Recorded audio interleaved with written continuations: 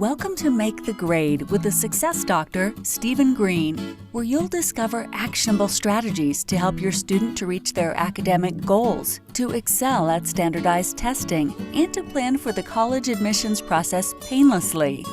And now, here's your host, Dr. Stephen Green. Good afternoon, everyone. I am going to jump right in. I am a big fan of starting on time and ending on time. And just to frame this, I want to thank everyone who is at the presentation. I also want to thank those people who've been in the last few. This is the third in a series. There's going to be another one tomorrow, and then I've got some announcements I'm going to make definitely tomorrow, maybe even later today, on how I'm going to continue this, because the feedback has been very solid and things are changing around us. So let's just jump right in. This is about a 20 to 25 minute presentation. If you want to ask questions, there is time for that at the end. You can either put them in the chat if you're familiar with using this technology, or you can email them to me, and I'll explain how to do that in a second. Title of this presentation, Structure in the Chaos, how to create an at-home environment that enables children to learn effectively. It's kind of a provocative title. I get it. I didn't mean it to be sort of annoying, but I think the idea was everybody was really blindsided by what happened in the last couple of weeks. I don't think I need to get into detail on that. And it really, nobody knew what was going on. So my goal was very simple. As a lifelong educator, I am trying to give parents, students, families information that they can use to set up structure that will help them with in-home learning. I'm recording this. If anybody's uncomfortable with that, you can log out and I'll get you the recording later. This is an opinion-based piece. I am not stating anything here as gospel fact or dogmatic truth. I'm basing this on my experience, what I've recently learned speaking with people in the educational field, and I believe it's true at the moment. So things are changing. Again, there'll be questions at the end. You can put them in the chat feature, or you can email them to me, and I'll try to monitor my phone and see what comes in. So let's get into it. And again, this is a live presentation. It's geared for parents with children on home study, basically due to the social distancing that's been mandated due to the recent virus outbreak. And things are just changing. I put this slide in yesterday. This was not in Monday's presentation. Recently, public schools were going to be shut down for 2 weeks. That's now been extended to 4. It may go longer. We'll see. Good news is a lot of the public schools are starting virtual work Monday. We'll see how long they're going to stay virtual before they go back live. The AP program, they're just not sure what to do. Huge thing, especially for seniors in high school. They're kind of changing this day to day. So everybody in the field is doing what they can do. My objectives here are pretty simple. I want to address commonly asked questions. As soon as this hit and schools started shutting down and everything went into a crisis mode, I was getting phone calls and texts and emails, and a lot of them had the same questions and concerns. So my thought was, rather than talk to everybody one at a time, simply set up something like this, use it as an informational thing. It could be dynamic. It doesn't have to be the same every time. And this is going to be different than the one that was on Monday. I'm going to give you a lot of suggestions that you can immediately implement in your home setting, and also try to give you some ongoing channels for support. My name's Steve Green. I have a tutoring and education company. I'm based outside of Philadelphia in Pennsylvania. Tutoring a long time, 24 years, private tutoring before that, and overlapped a little bit. I was a classroom teacher and a college instructor. I've written a book called Maximum Education, and some of the things I'm going to talk about today are from the book, some of the structural and management, information and time management pieces. I host the Maximum Education podcast, which is based on a lot of the things in the book, and it's all about giving parents and students actions that they can put into place immediately in their education. And I also have an online success community that I do a lot of the same things with. So my mission in my professional life is to help students succeed and to help parents to help students to succeed. So let's go.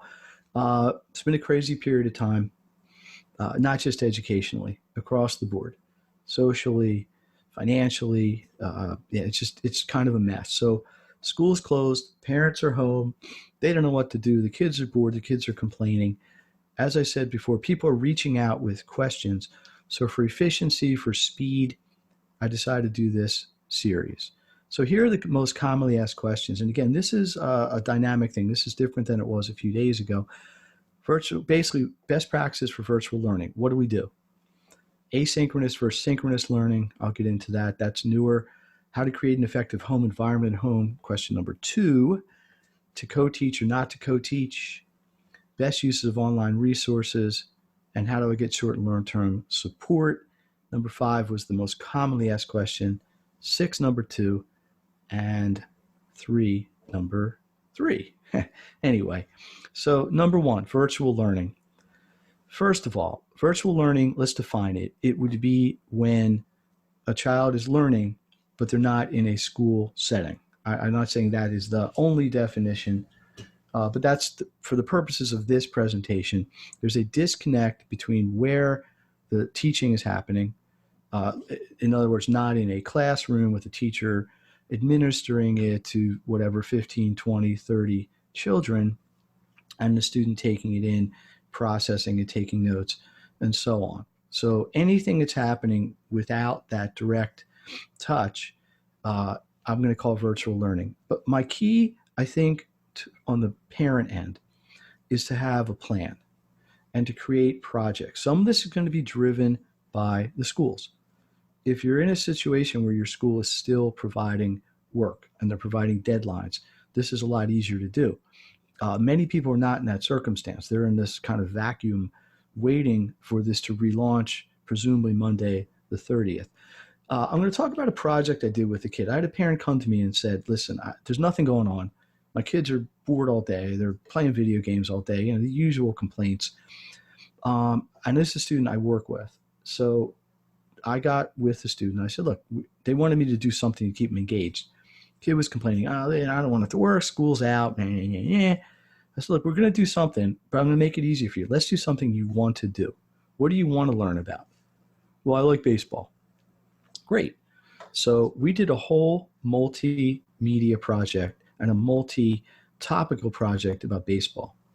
And we included everything we could think of. History of baseball, science of baseball, the physics, the math, the language, because many baseball players are from South America and the Latin, Hispanic countries, or Europe or Asia. We talked about the other things like this. It all came together technology-wise because he put it together in a slide deck using PowerPoint, and it was great. It took 2 days. We didn't meet 2 days straight, but over a couple meetings over a few days, he took ownership of the project, and he enjoyed it. And he said he actually liked it. So we did a second one about cars. That's this child's other interest. So my point is here, if you make it fun and you make it interesting for the child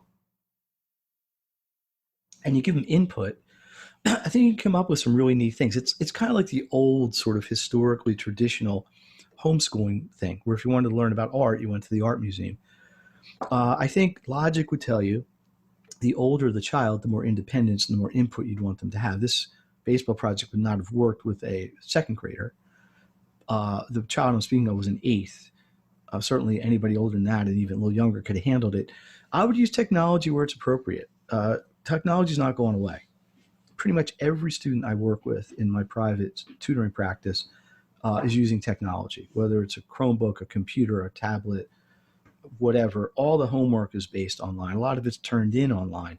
So I don't think you need to shy away from technology. I would probably suggest using it in a similar ratio as it's being used anyway. But it may be a good time to bring back in some of the traditional things that kind of got lost, like reading a book, like actually writing things down in a journal, things like that. I have a student I've been working with the last couple weeks she's just been journaling, and she's really into creative writing. She wants to be a journalism major. So I said, look, you can have like a diary, and then maybe you can publish it or blog about it or podcast about it. So, there are opportunities to leverage some of these things in kind of a educational sense that might go beyond education. The last thing I think you want to think about is how tied to the school curriculum do you want to be? So, in other words, regardless of what your grade level is, there was a point where when school stopped, where school was. In other words, math was at a certain point, topically, curriculum wise, science, English, history, whatever.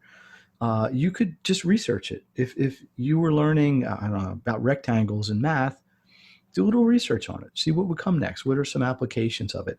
So you can use what was already there as a launching point. So these are some ideas for the way and the topics you can do with virtual learning. Asynchronous versus synchronous. This is kind of a hot button thing over the last few days. What these mean are pretty simple. Asynchronous means not at the same time. So for example, those who are live on this webinar are experiencing it synchronously. We are doing this at the same time. Synchronicity. If somebody was not able to listen to this and tomorrow or tonight or later this afternoon or what have you, listen to it, that'd be asynchronous.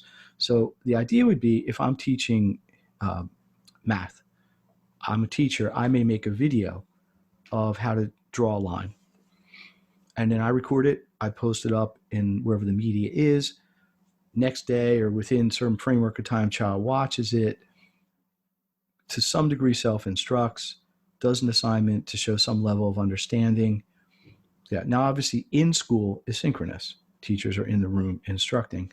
I think a lot of this online learning, by definition, is going to be asynchronous, and by necessity is going to be asynchronous.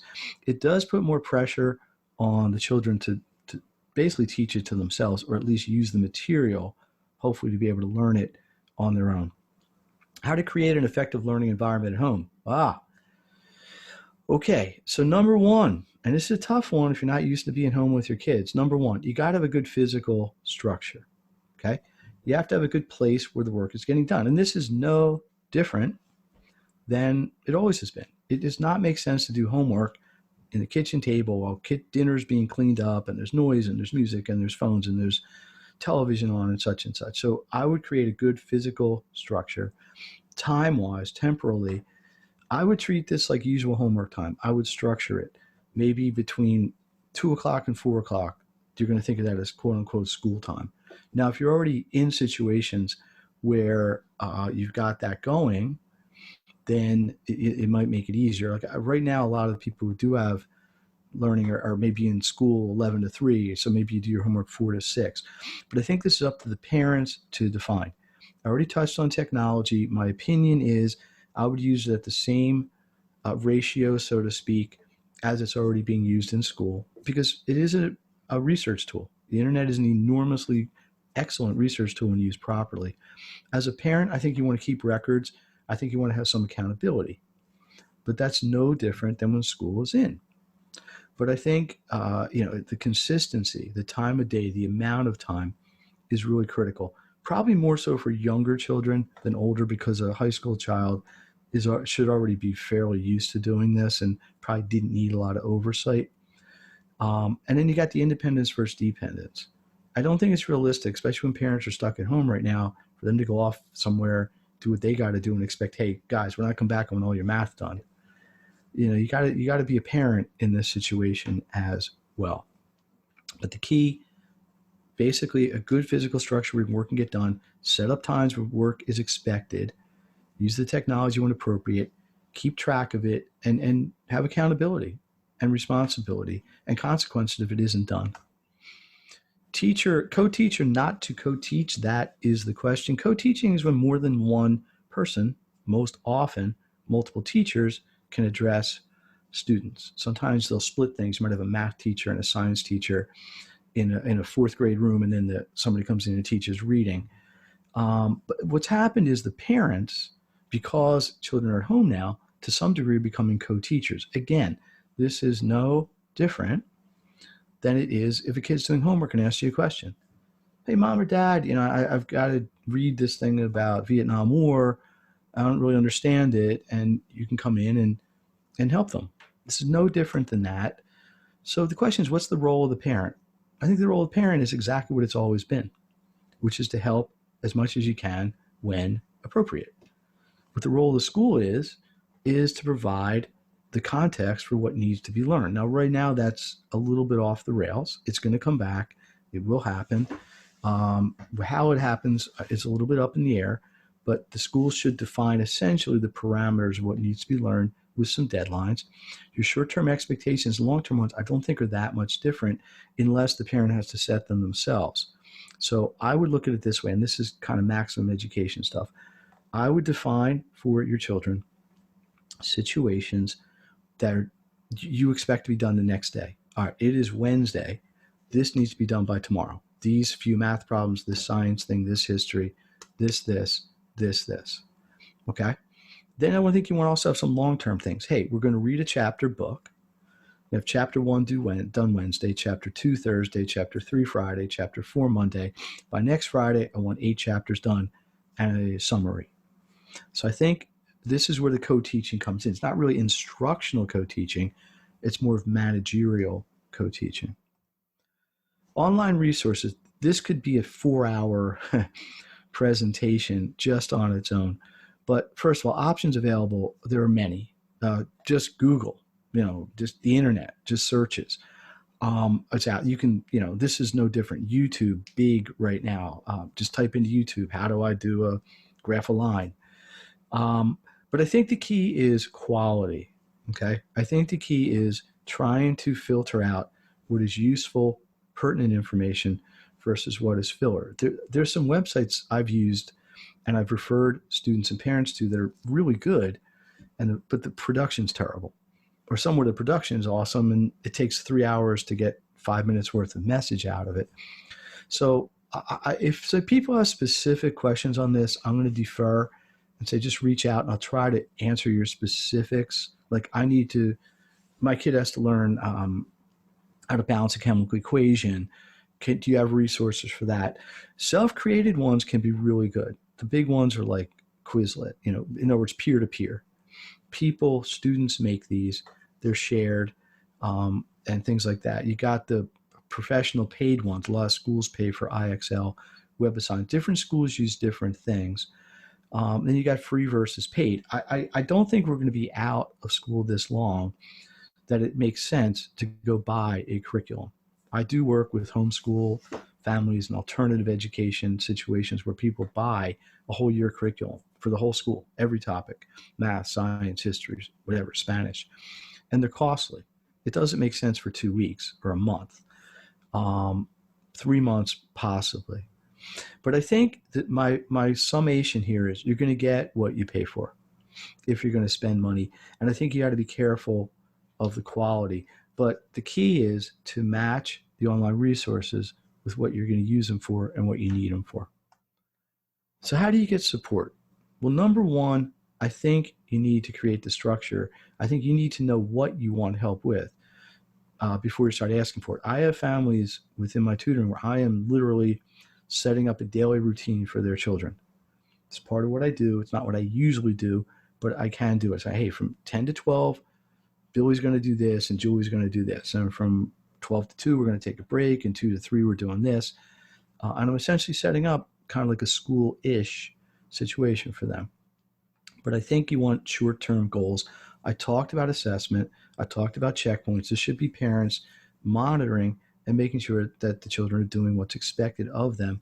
And when I say a feedback loop here, what I'm referring to is, are we progressing? Are you learning what you want to learn, or are you just doing it to get it done? Now, one of the things I see a lot with kids is, hey, I had 8 math problems for homework. I did the 8. They're done. Yeah, but did you understand it? Could you do a 9th one? Could you do a more complicated one? So I think we want to make sure the learning objectives are being met. Long term, one-on-one support, this is what I do, tutoring. There should be eventually some school-based support. I'm not sure exactly how that's going to come into play. There's a lot of online-based communities, Facebook, tons of them all over the place, and then I have my own community. But long-term, I think the key is going to be, as this plays out, to see where the needs are and see where the gaps are, and then look for support that way. I'm going to say with both of these, especially long-term one, kind of know what you really want. Try to define that before you go to get help. I'm happy to help anybody one-on-one or within my community as much as I can. So let's see if we have any questions. We are right 19 minutes. This is good.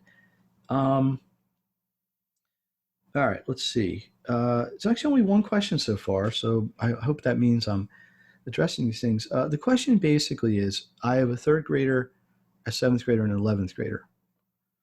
So, and it's like three different situations. How do I deal with it? First of all, my kids were 2 years apart. So, bless you for that kind of spread of your kids. But I think it's just a matter of definition. I think you just have to decide what's my 11th grader going to do? What are my other two going to do? And basically, you're not going to have three completely different plans because you can have them on the same timetable and your structure can be similar and your time structure can be similar, but clearly your curriculum is going to be similar. Also consider two things. One, having the older children help the younger one. Maybe the 11th grader helps the 8th grader, and the 11th grader and the 8th grader help the 3rd grader, kind of little peer to peer, and make it kind of a family thing. And try to find and again, reach out to me later on this. I can't think of anything, off the cuff, but there may be things they can all do together.